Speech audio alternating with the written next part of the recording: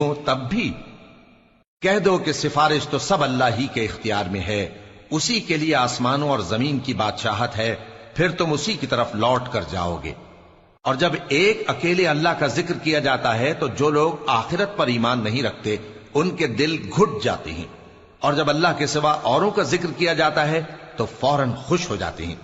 کہو کہ اے اللہ، اے آسمانوں اور زمین کے پیدا کرنے والے، پوشیدہ اور ظاہر کے جاننے والے، تو ہی اپنے بندوں میں ان باتوں کا جن میں وہ اختلاف کرتے رہے ہیں فیصلہ کرے گا۔ اور اگر ظالموں کے پاس وہ سب مال و متاع ہو جو زمین میں ہے اور اس کے ساتھ اسی قدر اور ہو تو قیامت کے روز برے عذاب سے رہائی پانے کے بدلے میں دے ڈالیں، اور ان پر اللہ کی طرف سے وہ امر ظاہر ہو جائے گا جس کا ان کو خیال بھی نہ تھا، اور ان کے اعمال کی برائیاں ان پر ظاہر ہو جائیں گی، اور جس عذاب کی وہ ہنسی اڑاتے تھے وہ ان کو آ گھیرے گا۔ سو جب انسان کو تکلیف پہنچتی ہے تو ہمیں پکارنے لگتا ہے، پھر جب ہم اس کو اپنی طرف سے نعمت بخشتے ہیں تو کہتا ہے کہ یہ تو مجھے میرے علم و دانش کے سبب ملی ہے۔ نہیں، بلکہ وہ آزمائش ہے،